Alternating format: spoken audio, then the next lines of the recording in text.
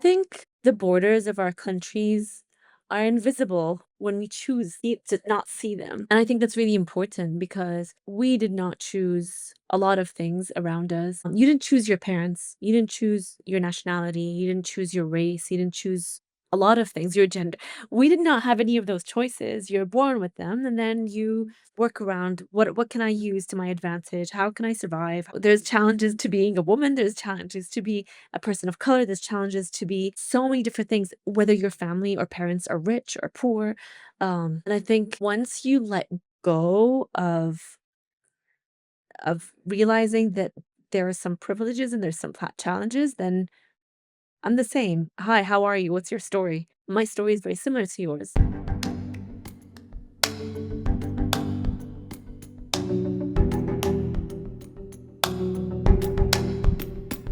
Hey, it's Yulia, and this is Going Places, a show about fascinating places near and far, and the people who make them better. Welcome back to the new season of our show, everyone. This is your host, Yulia Denisuk. In our first episode of the season, we're speaking with Tasneem Alsultan, a Saudi-American photographer, artist, and speaker who's known for her work on gender and social issues in Saudi Arabia and the region. Tasneem is the first Arab woman to become a Canon ambassador. Born in the United States and raised between the UK and Saudi, where she is currently based, Tasneem tells investigative stories around the world.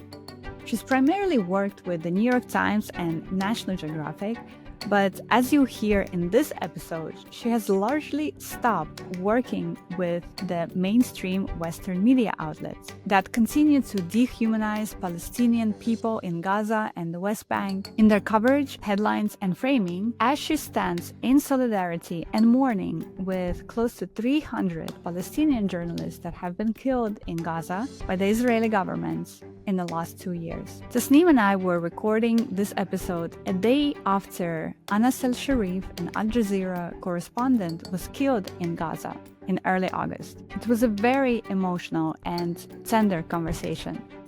It's easy to get to the headlines and look away from the news, but we must not forget that behind every headline, there is a full human being who had hopes, dreams, and people who love them. We reconnected with Tasneem a bit later in our talk. You'll hear what it was like for her growing up as a person in between in the UK, Saudi Arabia, and the United States. What Tasneem loved about working in Jordan and how she finds hope and solidarity around the world these days. We'll discuss misconceptions about Saudi Arabia, especially pertaining to women, and share how Tasneem finds hope and community. Tasneem has been an inspiration for me for so many years, and it was so lovely to finally meet her, albeit through the screen.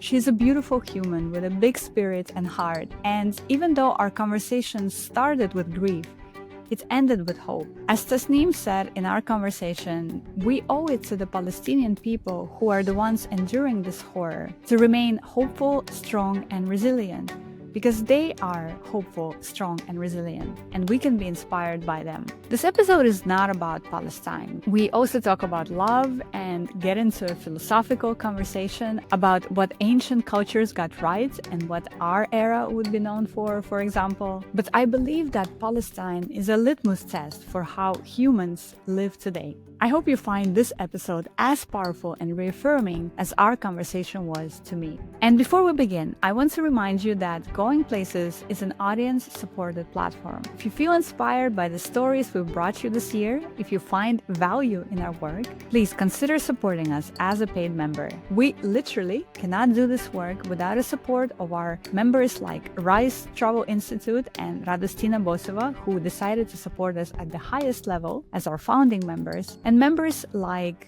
Monica and Kiara and Allison and Maxime, who chip in a little bit every month. You can become a Going Places member for as little as $6 a month, and there are lots of perks associated with our membership, like getting on a group call with me once a month to ask questions, get advice, and be in community with each other. Our next group call is coming up very soon, so be sure to visit goingplacesmedia.com to check it out and see how you can join us. All right, now on to this conversation with Tasneem Alsultan.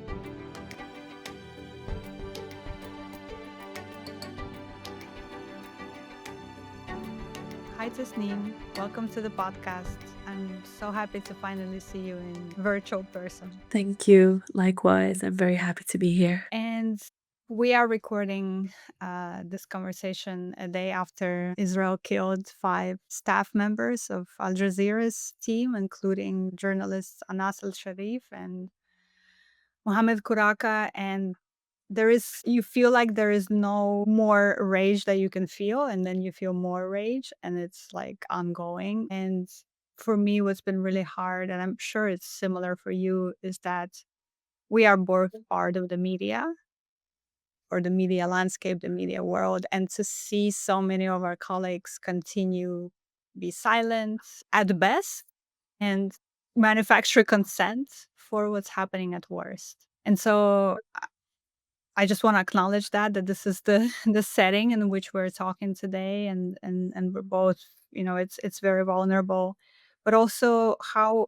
were you, I guess, navigating that, the fact that you're part of this landscape, the media landscape. I think that I'm at the point where I feel that I'm no longer part of it. I no longer wish to be part of it. Publications and editors and mentors that I very much looked up to, 7 years ago, now I don't see any honor in their job and what they post or what they share or their work.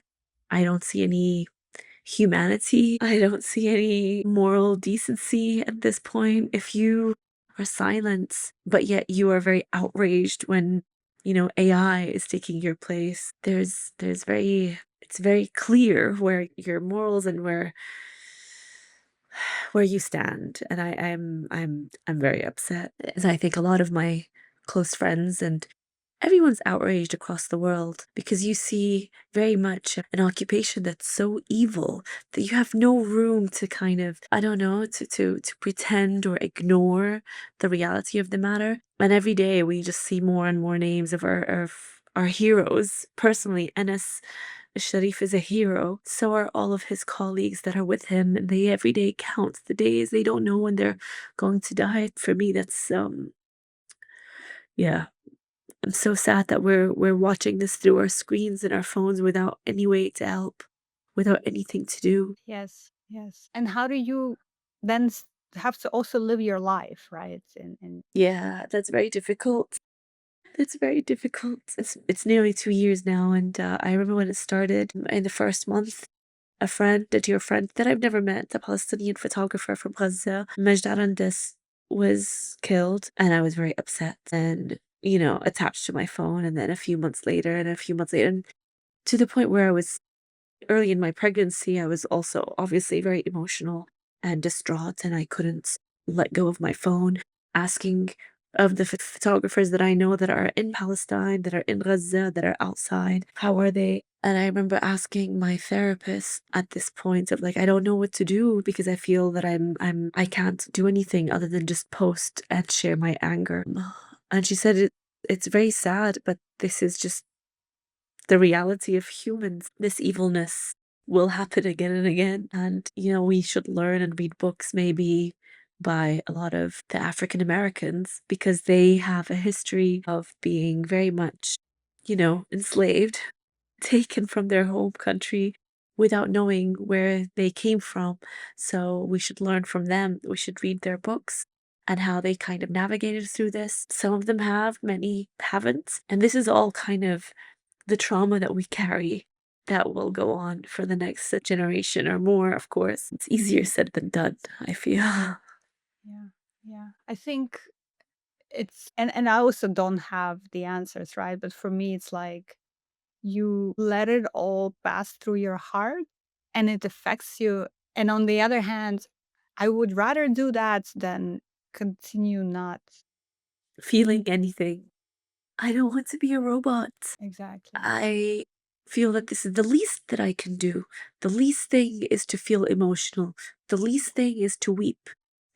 That's just for me to feel that I'm a stone and I have no heart is horrible. And I don't want to ever accept that because I think that, like the therapist said, this is history changes maybe, and the colonizers may shift their nationality and their passports, But it's the same, this occupation was only allowed because of the silence of governments and the people.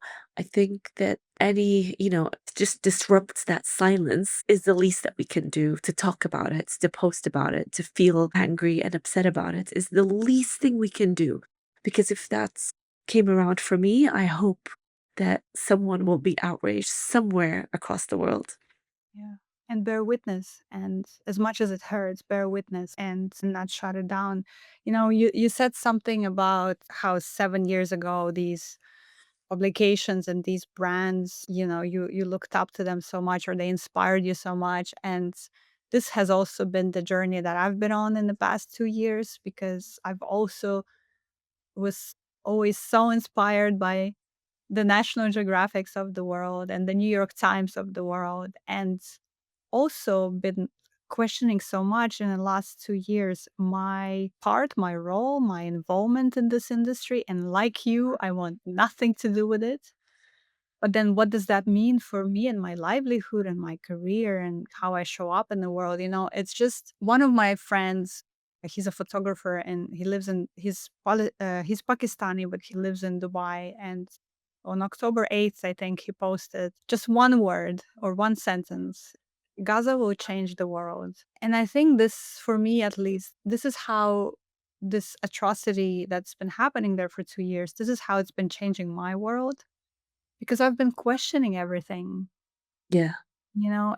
And I think that's the other way in which I guess your humanity shows up. That if you don't question anything, when you see this and you bear witness to this, I guess the question for me is like, with respect to that, how are you thinking about it? Because, and this is maybe selfishly for myself, because I still don't know the answer to this, right? How do I show up as a person who always considered herself a storyteller, a journalist, a part of, in some way, the media landscape, photographer, right? How do you show up in that? At this point, I don't show up. I will forever refuse to take an assignment with the New York Times because I see how, and it's not just them, it's us.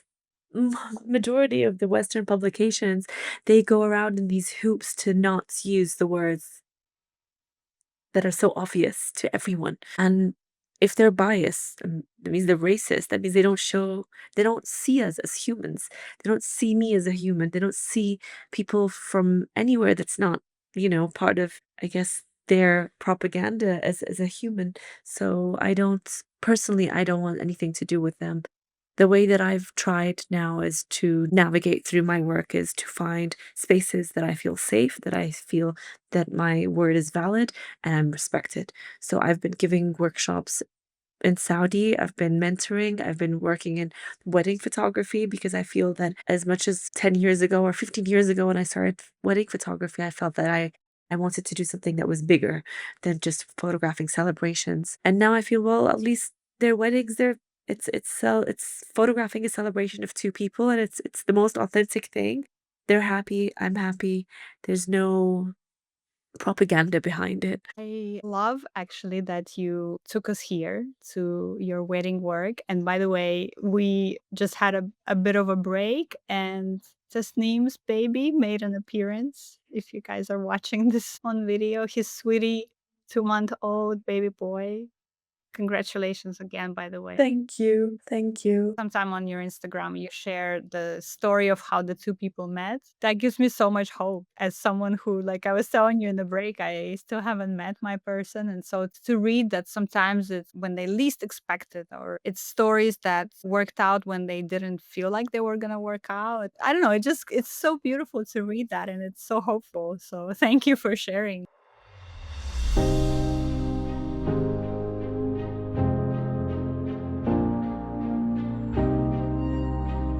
Tasneem, welcome back. I'm so excited to talk to you again. Um, in Colombia, right? In Medellin, in Colombia. I'm here for a few more days until I travel back to Saudi Arabia. And just before we start recording, we were discussing that you and I are going to be so close. Actually, I'm going to be in Jordan at the same time as you're in Saudi, and hopefully, sometime soon in the world, our paths would cross. I would love to see you in person at some point as well. Yeah. I think it's beautiful that social media, with all the bad downsides, still has somehow brought us and a lot of other friends that we haven't met in person, but it brought us closer together. So not everything is always bad. There's a lot of good, I guess, in the world that we need to that will hopefully restore our faith in the good things. Yes, 100%. And actually, that's what I want to focus on this later part of our conversation, because our first part of the conversation when we met last time was very heavy and we'll focus on some good. But before we do that, I do want to say that unfortunately, there's been more grief even this weekend. Just before we are meeting today, Israel attacked Nasser Hospital in Gaza and 5 journalists were killed, including Mariam Abu Daka and 4 others. And I'm wearing this shirt to keep talking about that, keep raising awareness about that, and keep highlighting the fact that most Western media is absolutely complicit in this, in the way they're presenting these facts, but also in the way that many choose to be silent on this fact. And so it keeps happening. Almost 300 now, I think, is the latest count of how many journalists were killed in Gaza. It's just the silence and the complicity. It gets you, it really gets you. And so I want to acknowledge that. And I also want to say that at the end of 2023, you and 16 other photographers actually withdrew from Women Photograph, which is an organization supporting women photographers around the world, and the organization that you were a member of. I was thinking about this because I feel sometimes that like more measures like this are needed on a massive scale for all of us to stop participating in the system, because the roots of this are so deep, and not even just the media. It's things we use every day, like Google, like Amazon, that are all complicit in helping Israel continue the occupation, continue the bombing. And so it's like we are all, whether willingly or not, we're participating in it. Yeah. It's like, what do we do? Do we go live in a cave somewhere on an island so we're not part of that? How do you think about that? I agree with you. It's a very difficult situation where you feel that you're just by living, you feel guilty. There's a heavy load of guilt of what am I supposed to do? And I think try to be as cautious as possible. And there's so many different avenues to use to wean off, I guess, Amazon or like Zara. And I find it now, at least the least we can do is to find companies or stores or any other options basically that are pro-Palestinian, if not Palestinian owned. And it makes you feel good. It's recognizing a lot of artists and a lot of friends. I just feel that there's an abundance of places and things that we didn't know. And now we can finally say that I'm actively pursuing something that I know has no blood money on it. Um, I'm at the points where I'm like when we spoke last, I'm struggling even with using social media because I feel that it's just this echo chamber. Like we're all shouting at each other, we're all arguing, we're all angry, we're all very upset. And I have to remind myself that the people in Palestine actually are much more hopeful. They're very resilient, they're very strong. They're not as depressed and angry as I feel. So I have to be inspired continuously through them, and I remind myself that they're strong. I can't just be disappointed and angry and just say, "I'm done." I if they're the ones who are living through this and they're hopeful, then inshallah, you know, things will get better someday very, very soon.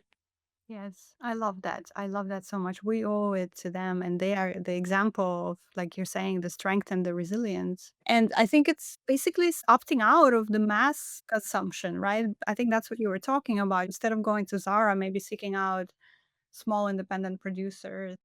There's so many pro-Palestinian, if not Palestinian, options, and I think that Even with just I'm wearing the keffiyeh as much as possible wherever I go. And I have people who are asking me, especially living in the US or, now in Colombia, well, are you Palestinian? No, but I'm very pro-Palestine. And I think this discussion, this open conversation that's happening, it's a show of activism. We need that. I need to be defiant against the mass corporations, against big governments that are very, Zionist. I want to show at least my brothers and sisters from Palestine that I'm supportive, and I think that's so minimum. It doesn't mean anything. If I'm using my social media platform to collaborate with posts, to repost, up until 2 weeks ago when I spoke to you last, and it was right after Anis's death, I was so depressed and so angry. And I had this conversation with my husband about, is this even healthy mentally and emotionally to wake up in the morning, just look at my phone and start weeping? And at the time you and I spoke, I'm like, this is the least I can do, is to be emotionally supportive, to at least mourn humans. And I spoke to a very good friend from New York who's a Jewish photographer. And I told her that this is where I'm battling these emotions. What do I do? And she said, I look forward to your reposts because right now with especially the shadow ban, I sometimes can see your posts and I look for them. I actively look for them because I want to know what's happening and I want to be supportive of that. And I thought, well, that doesn't cost me anything. If I'm just sharing the voices of Palestinians, that's the least I can do. A few eyeballs or accounts or people are seeing this, then it doesn't cost me anything but my time and my emotion. Like I feel embarrassed to say I can't do that because it makes me feel depressed. Well, yeah, you should be depressed. You should be angry. I think it's the least we can do to just shake the world and maybe wake up as many people as we can. Yes, 100%. I feel, how do I put it? I don't want to say I feel more hopeful because the situation is very dire. I feel hopeful, I guess, in the sense that when you see that support on the streets, when you see people all over speaking, posting, being more active about this than even like, what, 4 years ago during Sheikh Jarrah, which was also a big social media, there was a big, but still, it was not on this scale, right? We tend to forget, first of all, as humans, the atrocities that happen because we have a very short memory, especially now it's getting worse and worse. And I think before also, even if we did speak about Sheikh Jarrah or other genocides and wars that were happening, when you're speaking about the Zionist regime, you are facing the majority of the world that either don't know or are very pro-Zionist because they were ignorant and blindsided and lied to by their governments and by everyone around them, by the media. And so there was this kind of barrier where if I personally met in the past any Israelis, I know that every Israeli has to join the IDF. I know that every IDF soldier have blood of their in their hands. If they don't, then their friends do. And this is all previous. I know this, but my friends don't. A lot of my Western friends, a lot of my Southeast, Asian friends who are not close enough to Palestine, to the occupation, they don't really know. So I was kind of challenging them to wake up, but it's just, again, just me or just my Palestinian friends. And now I think because of the bravery of the Palestinian local photographers on the ground who are so resilient and keep insisting, regardless of whatever the consequences are, to photograph and document that the whole world now has no excuse for their ignorance. They have no excuse to be silent because they're seeing it live. Maybe that's what we needed as a society to see that, to finally wake up. So is that the price that the Palestinians are paying? I guess so. But also, and finally we can talk about it. We can say, this is what we knew all along from the beginning of the occupation. It was never a two-state situation. It was never, "Oh, but they don't want a war. Oh, they care about." If you've built this huge wall to separate. I guess like that massive raise in global consciousness is where we can draw some of that pocket of hope, right? And I think people are becoming less patient with their politicians and they're demanding more now. And it's also spreading to other areas, not only Palestine, because Palestine is almost like it's opening the door to seeing how unjust our system is on many different levels, right? That's also hopeful for me to see how the issue of Palestine is connected to so many other issues, like lack of healthcare in the US, for example, and where our money goes, right? To fund and all of these things. So that's been really helpful. And I think you mentioned that on social recently that you being in Colombia right now, seeing the solidarity there on the streets has been really hopeful for you as well. Definitely, definitely. And I think, like I said before, maybe there wasn't a lot of recognition. And now it's not even for governments. It's actually going up for the people are challenging their governments to speak out. And I think that's very important. I started thinking also last week after we spoke because we were all in so much pain emotionally. And I just felt like I needed to owe it to my 2.5 month baby to not be just crying all the time. So I have this tug of war, and then I thought, okay, well, I need to bring myself a little bit up. So then I started watching Mo, the show on Netflix by Mo Ammer. And like, well, if I'm going to at least want to, laugh about something, I need to be watching something that's Palestinian. So I feel like I don't know, it's little things. I want to listen to a podcast. I want to listen to music that's Palestinian to somewhat uplift myself. And if you haven't yet watched Mo on Netflix, to our audience, I definitely recommend it. It's such a beautiful show, both season one and season two. Beautiful storytelling. And at the end, it just leaves you so, it uplifts. It really does. Even though he, of course, touches on all these topics of occupation, of oppression, but the way he did it was so masterful and so uplifting and so beautiful that really recommend that show to anyone if you haven't seen it yet. So I want to switch gears a little bit and talk more about Tasneem because Tasneem is a person who I've been wanting to talk to for a long time now. Like I mentioned last time, I think I was following your work for a very long time and I'm really inspired by you. I think you're incredible. And I would love to learn more about what was it like growing up across three different places. You were born in the US and then you grew up between the UK and Saudi Arabia. So it seems like there's some similarities between your upbringing and mine because I also was, kind of all over the map. So what was it like for you? So I was born in, 85, and my Saudi parents were studying in US in Tucson, Arizona. And then when I was 5, they moved to Manchester, England, where I started school there. And every summer we would go visit family in Saudi until the age of 15 when I moved to Saudi for the first time.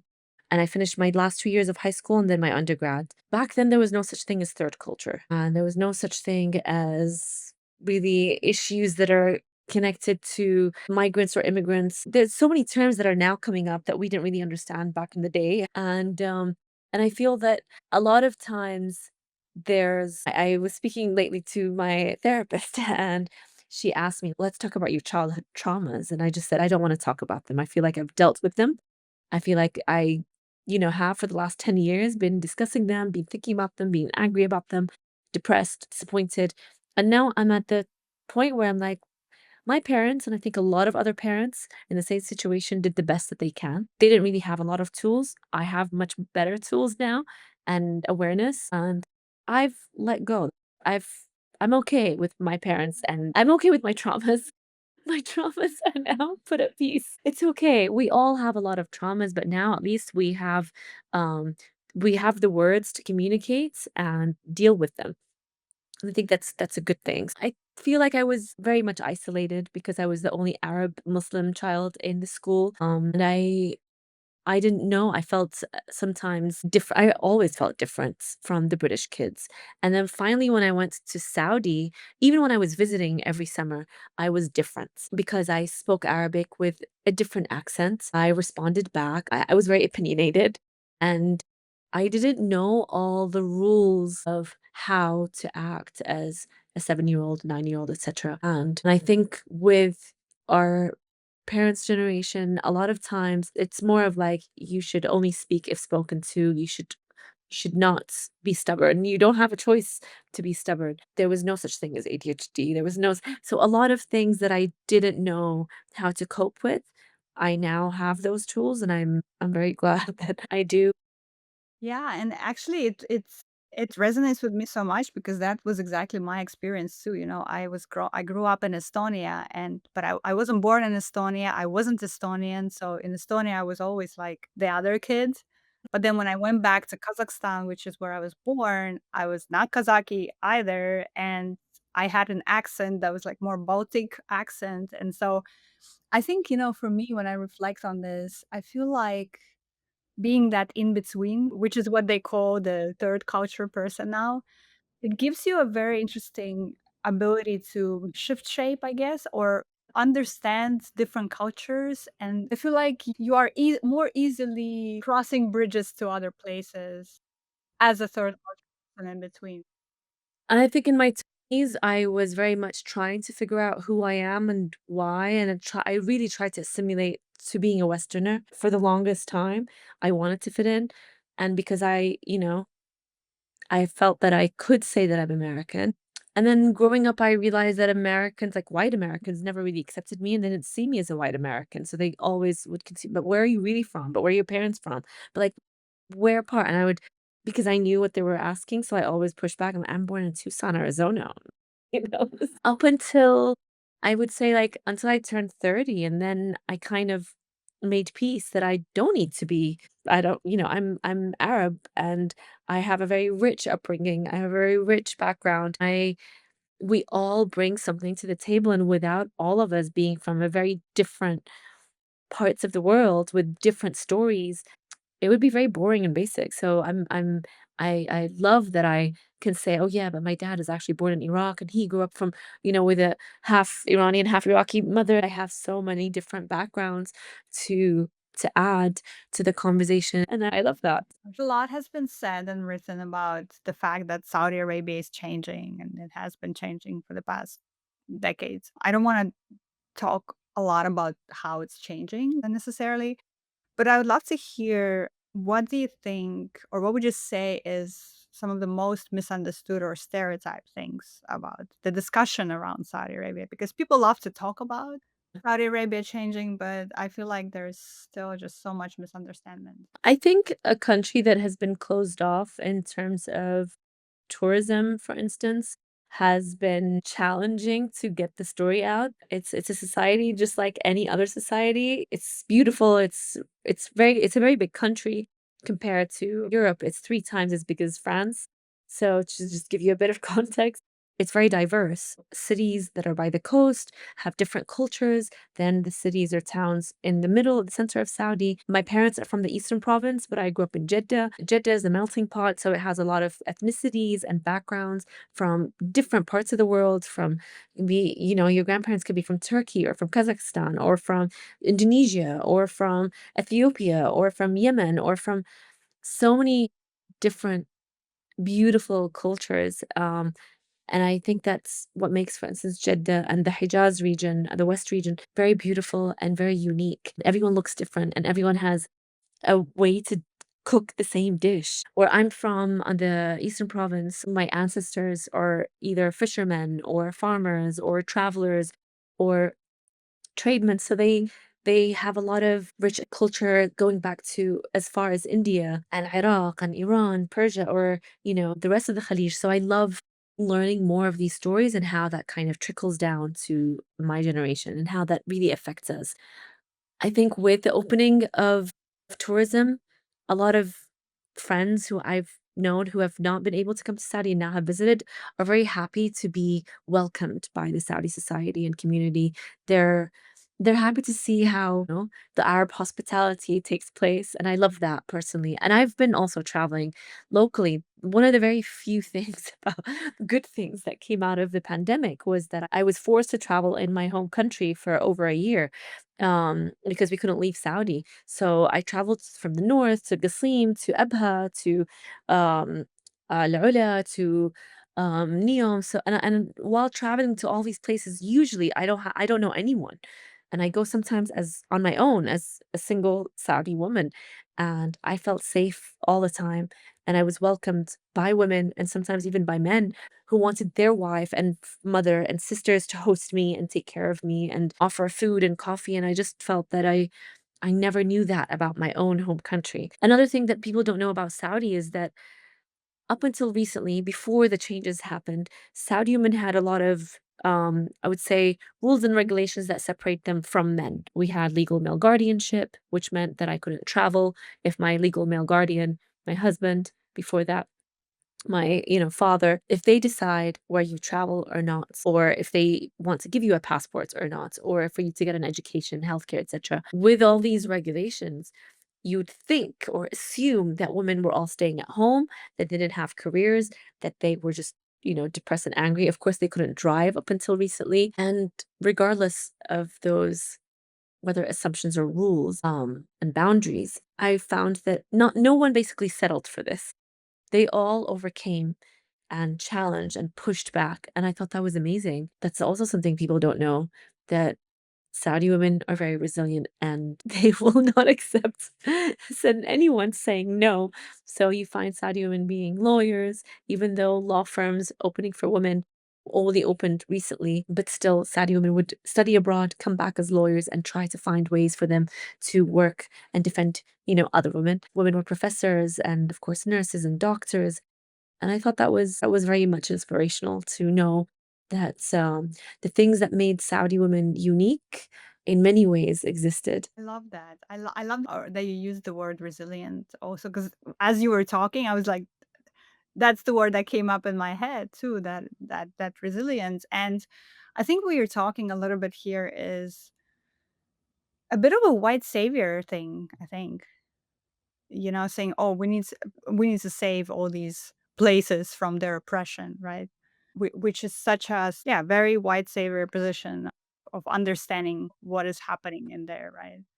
I think people usually assume that Saudi women are oppressed, especially when they see women who are covered up. And I think that's not true.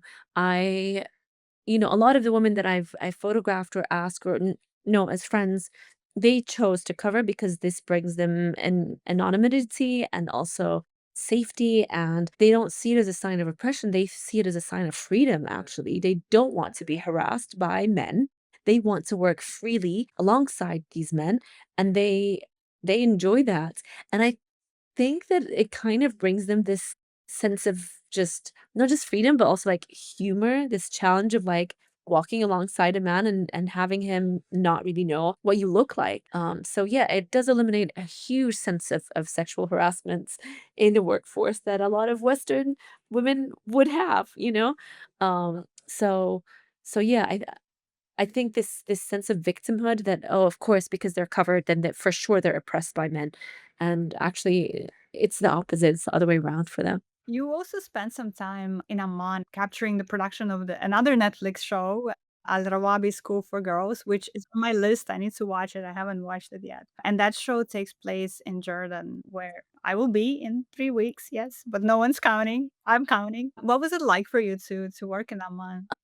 It was so I've been to Amman a few times, but last 2 years ago to photograph behind the scenes of the Rawabi season two, I was there for a while. And there was so many similarities. I feel like Amman is this kind of middle between Lebanon and the beautiful arts and nature and the openness that the culture has, and a lot of old history. Um Ancient, a few thousand years old is astounding to see as a person as now, like living in this day and age. And at the same time, it reminded me of Saudi, not only because we have the same civilization who built Petra in Al Ula, but also Nabatean. the Nabateans, yes, and but also because Saudi shares a border with Jordan, and we have a lot of the culture, we have a lot of even the accents in Ha'il. And actually the people of Ha'il, north of Saudi, they trace their lineage to Hatim al-Ta'i, who is the most famous Arab because of his generosity. He lived, I think, before the time of the Prophet Muhammad. And when his daughter Safana was at the time captured by the Muslims in war, she demanded to speak to the Prophet. And she told him that I'm the daughter of Hatim al-Ta'i. And he immediately said, let her go, free her. She is the daughter of the most generous Arab man that there will ever be. And for that reason, when I went to Taif, there's a lot of intermarriage between people sorry, not Taif, and Ha'il, the people of the Ha'il region, because they share a border from Jordan. There's a lot of intermarriage, and they have Funny enough, a lot of roundabouts and a lot of coffee, like all the roundabouts have these coffee huge objects just in the middle, and then coffee tents and coffee no coffee shops. It would like you to sell coffee is unheard of there because no one would do that because it's out of their generosity to live to his name, to Hatim's name, to offer coffee to any person who's passing by.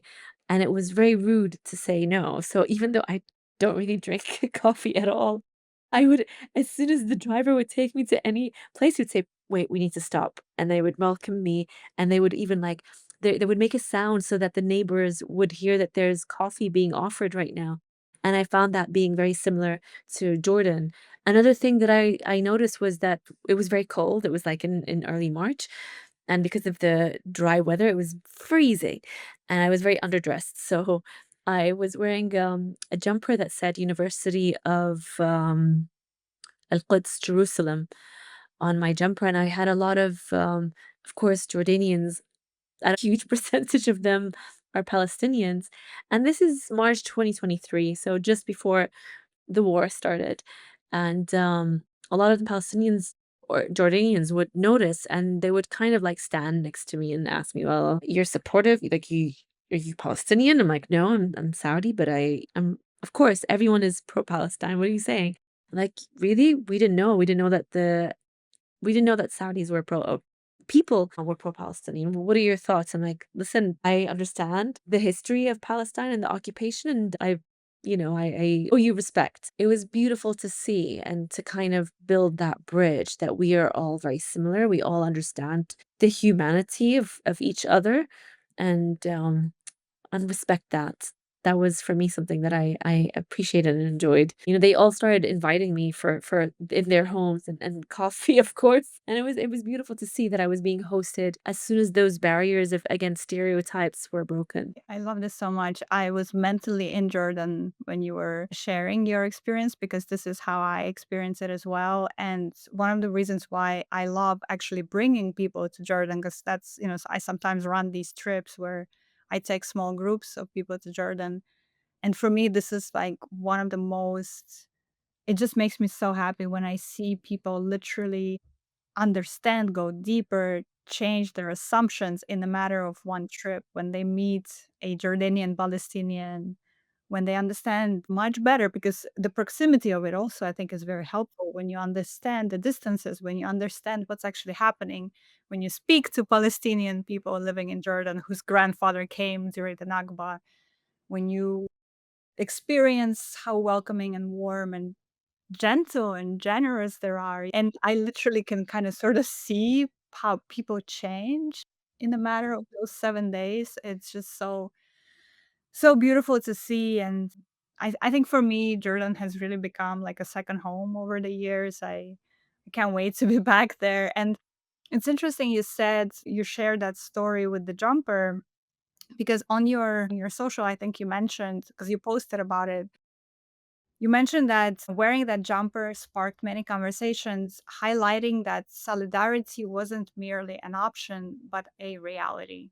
What did you mean by that? I think the borders of our countries are invisible when we choose to not see them. And I think that's really important because we did not choose a lot of things around us. You didn't choose your parents. You didn't choose your nationality. You didn't choose your race. You didn't choose a lot of things, your gender. We did not have any of those choices. You're born with them and then you work around what can I use to my advantage? How can I survive? How can I There's challenges to being a woman, there's challenges to be a person of color, there's challenges to be so many different things, whether your family or parents are rich or poor. And I think once you let go of realizing that there are some privileges and there's some challenges, then I'm the same. Hi, how are you? What's your story? My story is very similar to yours.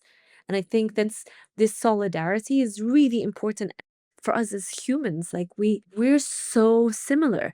If I keep showing you how different and unique I am, you won't understand me. And there's gonna just be there's gonna be resentment, sorry, and superiority. Like all these complexes that are coming and these wars are because I'm not seeing you as a human. I'm choosing to see myself as superior to you Why? How? How dare each of us to think of ourselves to that I'm better than you when I never even had a choice to be better than you. I just had different set of options or challenges. So yeah, I think that's why we need to go beyond this stereotype of how different we are and how I'm better than you. No, it's we have this unspoken language of like, I'm here for you and you're here for me, and we need the solidarity. It's the least we can do, to be honest, at this point, just wake up and live our life.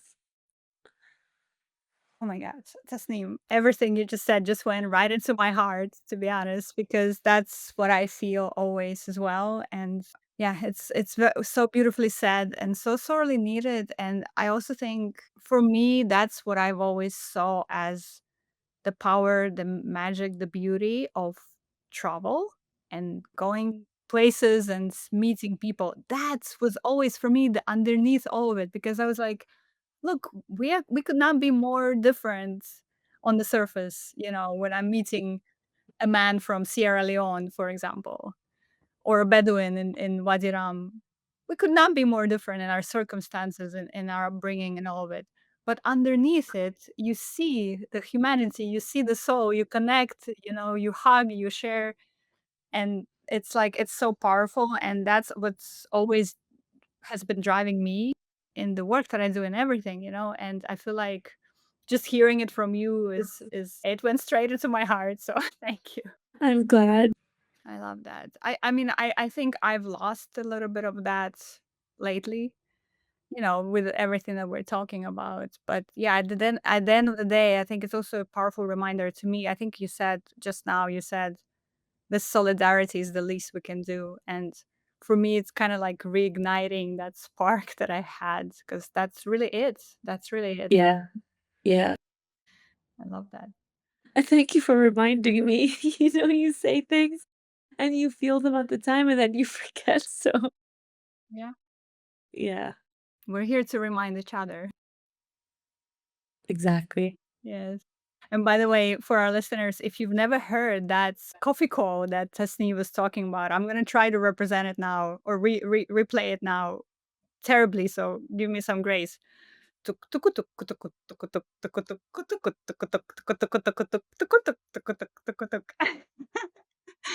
like that. Yes. Yeah, yeah, yeah. I have it in one of my saved stories, I think, on my Instagram of just my trip in Hatton. Um, but yeah, it's beautiful. Thank you. Yes, you can see them also on the side of the road, especially in the southern Jordan, because you get closer to that shared culture that you're talking about. In southern Jordan, you can see folks, Bedouins, sitting on the side of the road and have that sort of that big, I guess, the thing where you put the coffee to grind it, and then Mhm. the thing. I don't even know the name. Yeah, yeah, I forgot too because I don't drink coffee and I don't really know any of the terms. But yeah, the grinder and the, I guess, metal gold pots that they grind with. So beautiful. I went to Al Ula now 2, 3 years ago, and I also saw what you're talking about here, which is the parallels and the connections between the two cultures. And I also like just the landscape itself in Al Ula was so majestic. It reminded me also of Wadi Ram and of like southern Jordan, but on a much bigger scale too, because I think just the scale of that region of Saudi Arabia is just breathtaking. I always ask myself and wonder how it is that the civilizations way before us, 3, 4,000 years ago, were somewhat more powerful and smarter than us. They didn't have any machines, and yet they built so like regal and majestic and humongous architecture that they either lived in or celebrated in or died in. And, like the pyramids, for instance, and they're gone. All this ego, they're gone. And yet we now, thousands of years, are way worse in somehow in our architecture. I don't think that we're more advanced. I think we're digressing and we're much more violent because we have made the tools, we've invented the tools to be more violent. And are we going to be remembered? What are we going to be remembered like as a civilization, as now, our era, our time? Are we just going to be remembered probably for the blood that we've caused and the wars that we've done? That's if we're still going to be, you know, around as a human race in the next, I don't know, 1,000 years plus. But every time I visit Al Ula, actually, I just ask and wonder, like, we remember the Nabateans for their not just the architecture, but the amount of power that they had. They really thought they were ruling the world. Same as, of course, in Rome and Greece. But you know what I mean? Yes. Yes. It's interesting to me because where it took me, your prompt right now or your idea is that maybe one of the ways in which the ancient world had an advantage over us is that they had to rely on each other much more than we do. And so like a lot of these places that we're talking about, Alula, Petra, Rome, they were such crossroads. People from all over were traveling. There was so much mixing between people. But at the same time, people had to rely on each other because if you come to Alula and you can't like you need to find a place to stay, you need to find a place to feed your camels, your horses. You're relying on the kindness of other people. Yeah. And Yeah. I feel like at least in that sense, that is almost completely gone now because now we don't need anything. We can order on our apps everything we need. We don't rely on other people as much anymore. And so maybe that's one of the reasons why we have become so much more violent too, because there's less crossroads and also less feeling like we rely on others. I don't know. That's where my mind took me when you were talking about that. Yeah. And maybe now we're relying on each other also, like my meeting you. Yes, in different way. That's true, actually. I think we have different choices and you can make that choice. I think in the last few years, especially through COVID, I always say that as photographers, we have so much more solitude. We have so many more moments to be alone. And this feeling of community was always a struggle, especially in the Middle East. I feel that there's not a lot of spaces for photographers to go meet up, hang out. And then the pandemic hit and we were even more isolated. But in retrospect, I feel that you have the option to feel isolated or to reach out to others. I think a lot of times, whether through podcasts or through just reaching out, I use my phone to reach out a lot during the pandemic. Are you fine? How are you? And now I was just thinking of friends, just even yesterday, of like a few friends that I haven't spoken to in a while. As soon as the pandemic stopped, we're like, okay, I forgot. So, yeah, you've again reminded me to reach out to friends and family because it's good. It just makes you feel better when you just say, hi, I recognize you, I miss you. Yeah, we don't need to be isolated. We chose to be isolated. Well, and it's easy. It's easy to be isolated, I think. I think especially like in the western part or the global north parts of the world is like the way the whole system is set up, it's set up for isolation, I feel like, even simple or they're not actually that simple, but like even choices like housing, for example. Yeah. You have like a individual family home here and that's it. And you don't speak to your neighbors. Like all of these choices that somebody made at some point in building the society, they are set up for isolating us. But you're right, it's a great reminder that you always can reach out to people. So if you're listening right now and you haven't spoken in a while to your friend or somebody that came across your mind right now, reach out to them and say hi. And it's okay, don't be embarrassed or shy, I don't think anyone will be angry that you reached out. It's just gonna bring this little spark of, I don't know, joy, happiness to say hi by someone that was, hasn't crossed my mind in a while. I personally love doing that. Just, "Hi, how are you? Been thinking about you. You've been on my mind lately." I like that. I like doing that, and I like it when people do that to me, of course. We were talking about, like, different cultures with a friend, from England, and I was saying how it's so strange and that when someone turns a certain age, usually like 18 or 19, that your parents kind of kick you out and expect you to have your own job. Like, that to me as a Saudi and from the Middle East, I find none of my friends were ever kicked out. Like, usually, very rarely, very, very rarely, random, rare situations do your family do that. Um, you'd live with your family until you're married. as a man or a woman, or if you lived in a different city, of course. And so my British friend responded like, "You would never, ever, ever be you can never go out on a date or have friends really if you lived with your parents until the age of 30." And I have so many of myself included that lived with my parents, of course, like until my late 30s. Like, why would, that's just normal for us. So it's just so different for us, I guess for our upbringing and culture. Like you said, this sense of isolation is different for us. We have other things that are not great that we need to kind of challenge and change, but this is not the one that we have. Isolation, of course not. Everyone's in your business in the Middle East. Yes, yes. On that spectrum, you're here versus here, right? So there needs to be some kind of balance in the middle.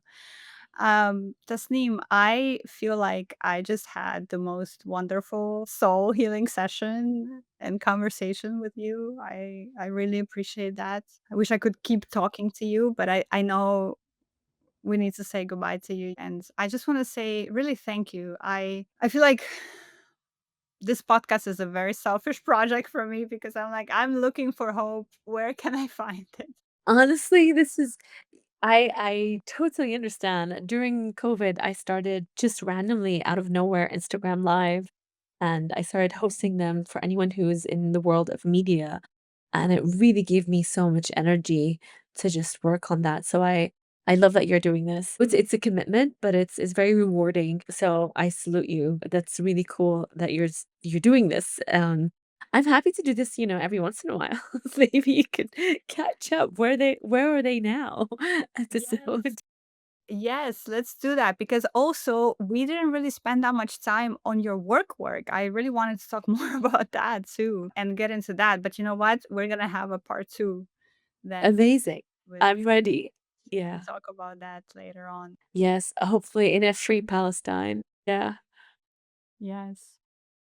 I guess I want to close with just two final questions. And I think I already know the answer to one of them because we talked about this throughout the interview. But, maybe just to sort of close with that, what gives you hope in this moment of time? And then which place are you going to next?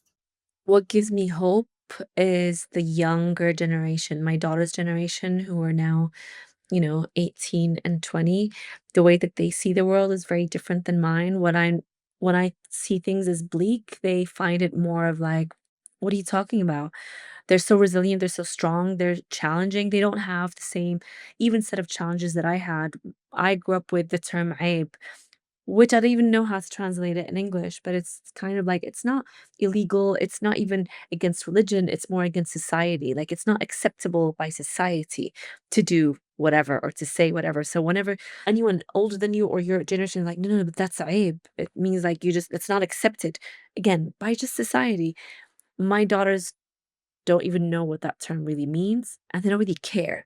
And I love that. I love that they don't care because we need a pushback. If this doesn't affect someone in a negative, bad way, it doesn't harm them, then why not? So that really gives me hope. The way that their generation are also pushing back in their universities and their places of work, and they're speaking out against the genocide that's happening is also inspirational, and it gives me hope that maybe the Zionist regime, the occupation, the Israeli occupation will end on their hands also. Where am I next? I will be next in Saudi next week for the next month.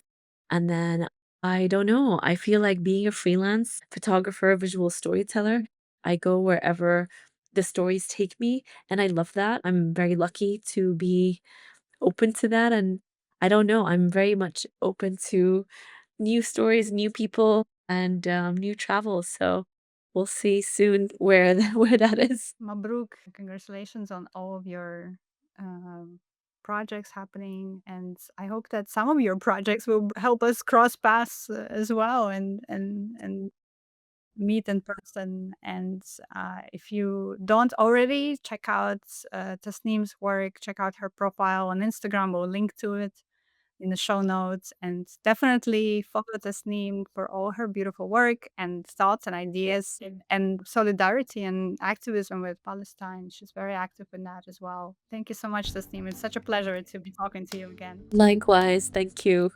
Take care. Going Places shares stories that help us imagine a better way to live, create, and travel. We are located on the traditional unceded Anishinaabe homelands. Our theme music is Altercations by Matt Nicholson at Big Score Audio. Our editor is Luciana Boss. We are an audience-supported platform. Become a member and get our awesome perks at goingplacesmedia.com. Our founding members are Rise Travel Institute, a nonprofit with a mission to create a more just and equitable world through travel education, and Radostina Boseva, a film photographer with an editorial flair based in San Francisco. Take care and safe travels.